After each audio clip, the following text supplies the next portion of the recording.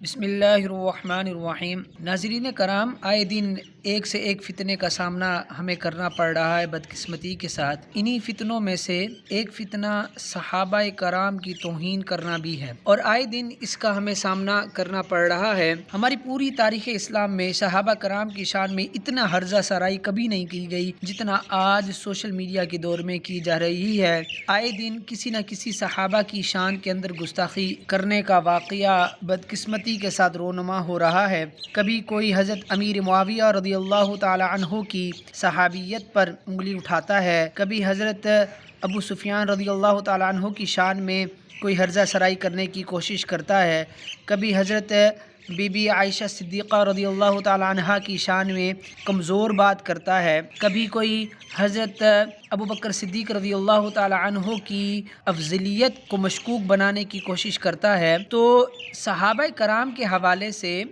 ہمارا عقیدہ کمزور کرنے کی کوشش کی جا رہی ہے۔ یاد رکھیں کہ صحابہ کرام کی جو جماعت ہے، ان کی شان قرآن و حدیث سے ثابت ہے۔ ہر صحابی جنتی ہے، اور الحمدللہ ان کو یہ خوشخبری قرآن مجید کی طرف سے سنائی گئی ہے۔ اچھا، یہاں پر ایک اور بھی مسئلہ ہے، وہ یہ ہے بعض لوگ صحابہ کرام اور اہل بیت کا تقابل کرنے کی کوشش کرتے ہیں، کمپیریزن کرنے کی کوشش کرتے ہیں، اور یہ چیز ثابت کرنے کی کوشش کرتے ہیں کہ جو اہل بیت ہیں ان کی شان باقی صحابہ سے افضل ہے۔ تو یاد رکھیں کہ جو صحابہ کے اندر ترتیب ہے، اس کو ملحوظ رکھنا یہ بہت ضروری ہے۔ تمام انبیاء و رسول کے بعد مخلوق میں سب سے افضل شخصیت حضرت ابو بکر صدیق رضی اللہ تعالی عنہ کی ہے، اس کے بعد حضرت عمر فاروق رضی اللہ تعالی عنہ، اس کے بعد عثمان غنی رضی اللہ تعالی عنہ، اور پھر اس کے بعد مولا کائنات شیر خدا حضرت علی کرم اللہ تعالی وجہہ الکریم کی ذات مقدسہ آتی ہے، اور اس طرح پھر آگے ترتیب کے ساتھ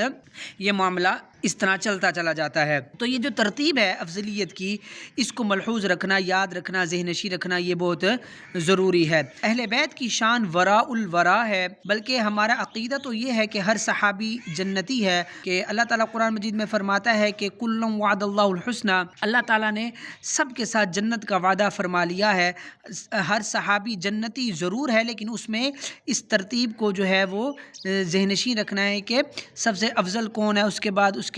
بعد یہ پوری ترتیب ہے، اس کو یاد رکھنا، یہ ہمارے عقیدے میں شامل ہونا چاہیے۔ یہ ترتیب ہمارے عقیدے کا حصہ ہے، اور جو ہمارے قطعی عقائد ہیں ان کے اندر چھیڑ چھاڑ کرنا، اور جو 1400 سال کی ایک تاریخ ہے، اور ایک جس پر اجماع ہو چکا، جو قطعی عقیدہ بن چکا، اس کے بارے میں کوئی کمزور بات کرنا، جس طرح کل مفتی حنیف قریشی نے کمزور بات کی باغ فدق کے حوالے سے، حضرت ابو بکر صدیق رضی اللہ تعالیٰ عنہ کے حوالے سے، تو خدا را ایسی کمزور بات کر کر اغیار کو مضبوط کرنے کی کوشش نہ کیجیے، ایسی کمزور بات کر کر ان کو جو ہے دلیر کرنے کی کوشش نہ کریں کہ کل کو وہ آپ کی بات کو دلیل کے طور پر پیش کریں، تو یہ تاریخ اسلام کو مسخ کرنے کی کوشش ہے۔ صحابی ہونا یہ سب سے بڑی شان ہے، ہر صحابی کی قدر کرنی چاہیے، اور جو اس کا مقام اس کو اسلام نے دیا ہے، ہمیں اس مقام کا لحاظ رکھنا چاہیے اور اسی کو ویسے بیان کرنا چاہیے۔ تو اہل بیت کی